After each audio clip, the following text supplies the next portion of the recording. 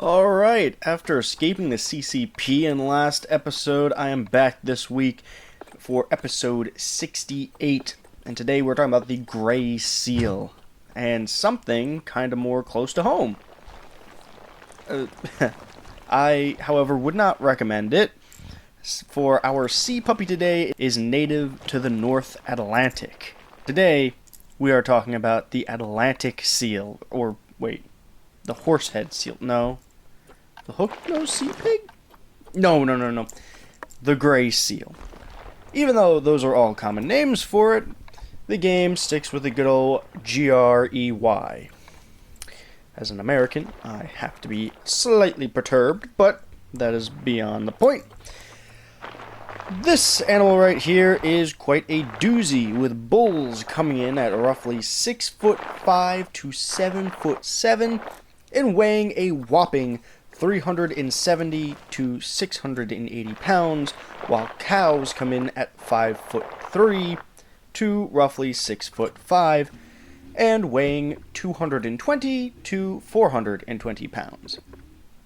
So these rubbery loafs are quite a bit bulkier than most would think, including myself. As stated earlier, they can be found in the North Atlantic, starting from the west end, as far south as New Jersey, and pretty much follow the way up the North American coast, all the way up New England into Canada, then to Greenland, Iceland, and the British Isles. They also can be found in northern France, the Chimera state of Belgium, the wannabe German state, and the actual German state, all the Nordic countries, Poland, the Baltics, and Russia.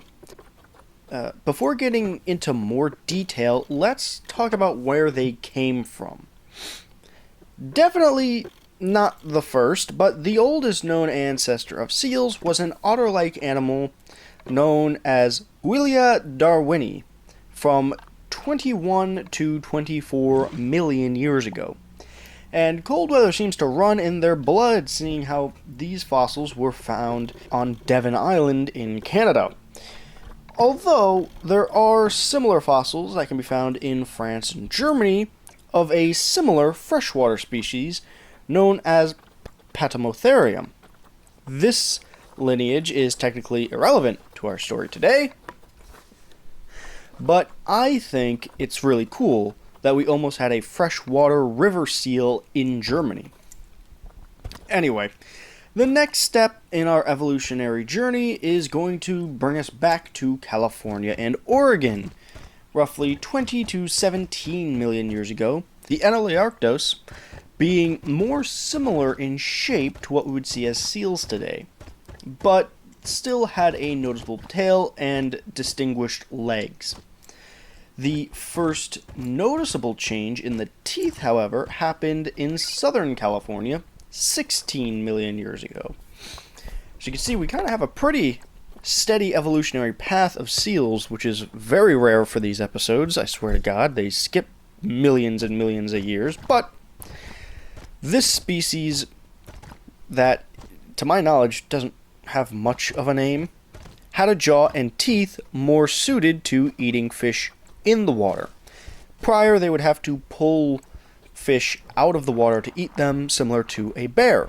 And though I couldn't find when seals made it to the other side of the continent, I'm pretty sure it's safe to assume it was through the Beaufort Sea into Baffin Bay and then out into the Atlantic.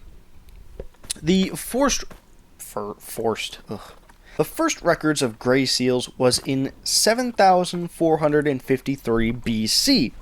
However, that most likely just has to do with human record keeping.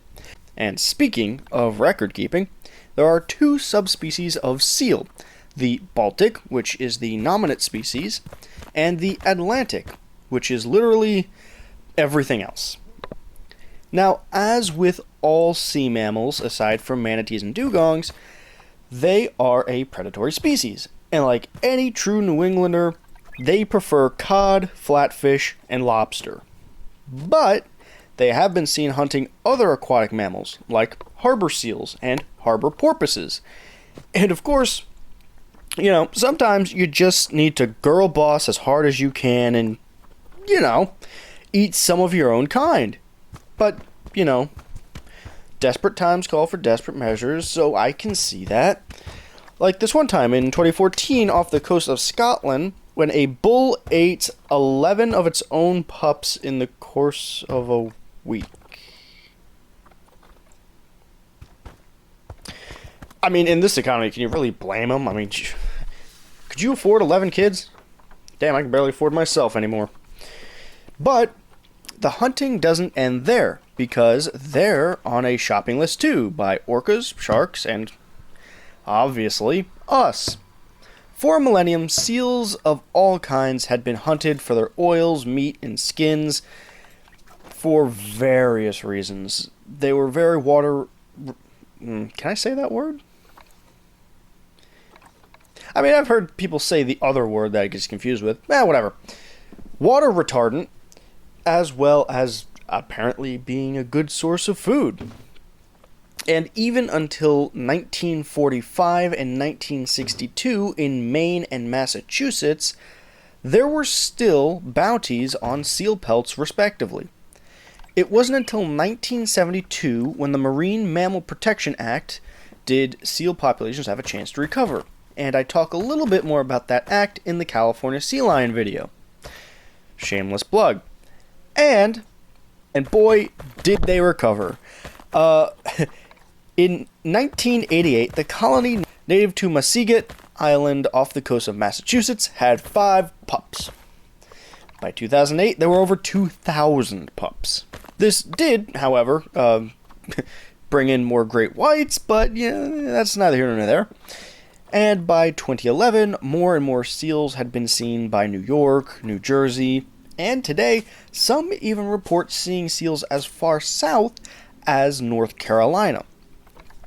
Other acts that helped the other side of the pond consist of the UK's Conservation of Seals Act in 1970, and ever since the collapse of the Soviet Union, there's been an 8% increase in seal populations in the Baltic annually. No, I don't think it's a coincidence. If you'd like to see some wild gray seals, I've actually got a list of some of the most notable locations that they like to congregate.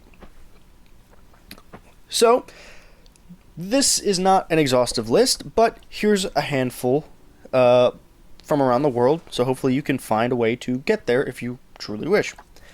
We have Farne Island in England, Lambay Island in Ireland, the Isle of Man, essentially the whole damn thing, Sylt and Amrum Islands in Germany, Nantucket Island, Massachusetts, and the largest colony is on Sable Island, Nova Scotia.